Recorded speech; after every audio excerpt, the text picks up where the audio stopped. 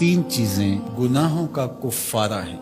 فَإِسْبَاغُ الْوُضُوءِ فِي الصَّبَرَاتِ، جھاڑے میں ٹھنڈے موسم میں پورا وضو کرنا ہے، مکمل اہتمام کے ساتھ وضو کرنا موسم سرما میں، یہ گناہوں کو مٹا ڈالتا ہے۔ اور دوسری چیز ارشاد فرمائی وَإِنْتِظَارُ الصَّلَاةِ بَعْدَ الصَّلَاةِ، ایک نماز کے بعد دوسری نماز کا انتظار کرنے بیٹھ جانا، کہ عصر پڑھ لی اب مغرب پڑھ کے جائیں گے، مغرب پڑھی اب عشاء پڑھ کے جائیں گے، تو ایک نماز کے بعد دوسری نماز کا انتظار۔ حضرت عبداللہ ابن عباس رضی اللہ تعالیٰ عنہ فرماتے ہیں کہ حضور فرماتے ہیں کہ میں نے اپنے رب کی زیارت کی۔ حضرت عبداللہ ابن عباس فرماتے ہیں کہ میرا گمان ہے کہ یہ حضور کسی خواب کی کہانی سنا رہے ہیں۔ تو ارشاد فرمایا کہ جب میں نے اپنے رب کی زیارت کی تو میرے رب نے مجھے کہا کہ یہ فرشتے جو ملائے اعلیٰ میں بحث کر رہے ہیں یہ کس امر میں گفتگو کر رہے ہیں، فرشتے کسی معاملے میں تکرار کر رہے تھے، تو ان کی گفتگو کس عنوان سے ہے؟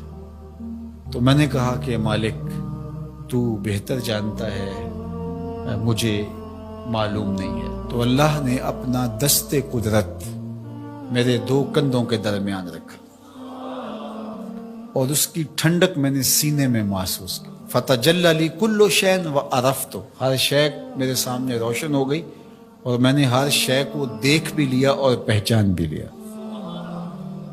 تو پھر میرے رب نے کہا کہ اب بتاؤ، تو ظاہر ہے اس کا دست قدرت میرے دو کندھوں کے درمیان آیا اور ہر شے میرے سامنے آ گئی۔ تو میں نے عرض کی یا اللہ یہ کفارات اور درجات کے بارے میں آپس میں بحث کر رہی ہیں، اور وہ کفارات کیا ہے؟ المکث فی المساجد بعد الصلاۃ، نماز کے بعد مسجدوں میں رک جانا کہ دوسری نماز پڑھ کے جائیں گے۔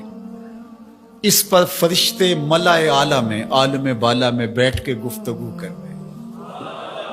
اللہ اکبر، یہ کتنا بڑا عمل ہے کہ جس پر فرشتے کہہ رہے ہیں بلے بلے، کیسے وہ لوگ ہیں جو ایک نماز کے بعد دوسری نماز کے لیے رک جاتے ہیں۔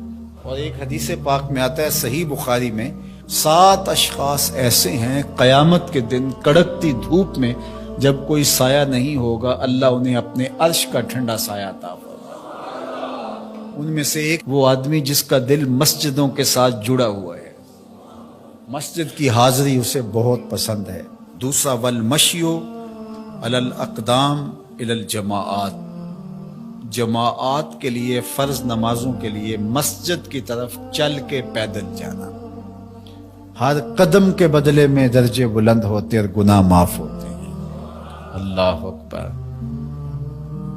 یہ طلب کی گئی کہ دعا کیجئے کہ میرا گھر مسجد سے نیڑے ہو، تو کہا نہیں، تم جتنے قدم چل کے آتے ہو اتنے تمہارے گناہ معاف ہوتے، اتنا ہی تمہیں ثواب ہوتا ہے۔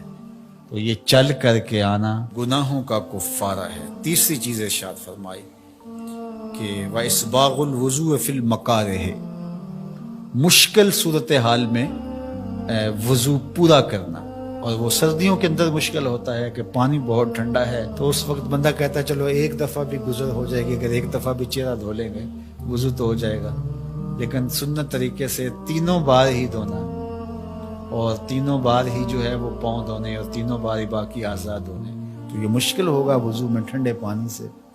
تو بہرحال مشکل میں وضو جو بندہ کرتا ہے تو اللہ کے لیے کر رہا ہوتا ہے، اللہ اکبر، تو اللہ تعالیٰ کو یہ بڑا پسند ہے، اس سے اللہ گناہ ختم کر دیتا ہے۔